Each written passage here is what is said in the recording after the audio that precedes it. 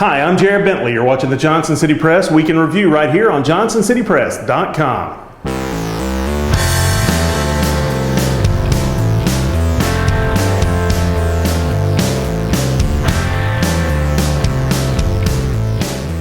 Bowing to pressure from allies and foes across the board, President Donald Trump signed an executive order Wednesday ending the process of separating children from families after they've been detained at the U.S. border. It was a dramatic turnaround for Trump, who had been wrongly insisting that his administration had no choice but to separate families apprehended at the border because of federal law, and who had earlier claimed that he could not reverse the situation with an executive order.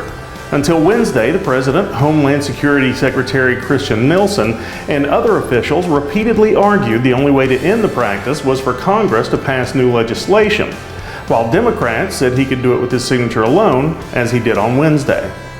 One of the driving forces behind the change was the influence of First Lady Melania Trump, who has reportedly been urging the President to make changes for quite some time. Mrs. Trump made waves of her own, however, when she traveled to meet migrant children separated from their families, wearing a designer Zara jacket emblazoned with the words, "I really don't care, do you?" Despite the immediate response the signing had to the policy, Trump supporters who were interviewed still believed the separation issue was caused by Democrats. When Trump signed the executive order on Wednesday to end forced separations, they suggested the end justified the means, and it was the fault of Congress rather than Trump. Congressman Phil Rowe experienced some immigration issues of his own this past week when he appeared in Johnson City to launch his re-election campaign. While Rowe largely avoided the immigration topic during his 10-minute stump speech, a protester who slipped inside asked what the congressman planned to do about the children who were separated from their parents at the border. Rowe responded flatly and made a hurried exit as one of his supporters took it upon herself to respond to the woman by singing "God Bless America." It's a long, detailed discussion. We're going to meet with the president, and you should see something from our office very soon. Well, I want to know what your thoughts are right now. With children being put in cages, children being separated from their families.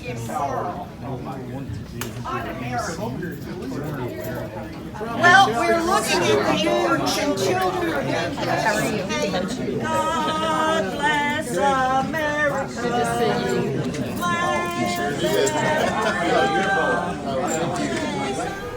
Sadness filled the state and beyond this past week with the news of the passing of the voice of the Vols. John Ward died after a lengthy illness this past Wednesday evening at the age of 88.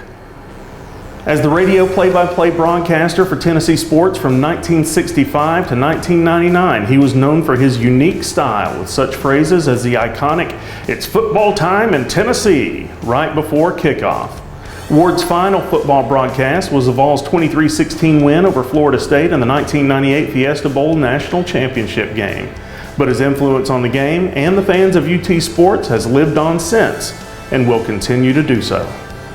Workers have been hard at it for the past few weeks at TVA Credit Union Ballpark, preparing for tonight's Johnson City Cardinals 7 p.m. home opener against the Kingsport Mets. The Cards have made some significant changes to the stadium. New box seats have been installed and a second lounge area has been added on the first base side. In addition, 2 giant ceiling fans have been installed in the grandstands to help circulate the air. Fans will also notice the new lights that have been installed on the playing field and in the concourse area, and the kids zone has been expanded and a new team store has been built. Tonight is magnetic schedule night at the park. Tomorrow is going to be Paul DeYoung bobblehead night, and JB5 and Dime is going to be playing some good live music in the concourse. So get out this weekend and catch some Johnson City Cardinals baseball at TVA Credit Union Ballpark.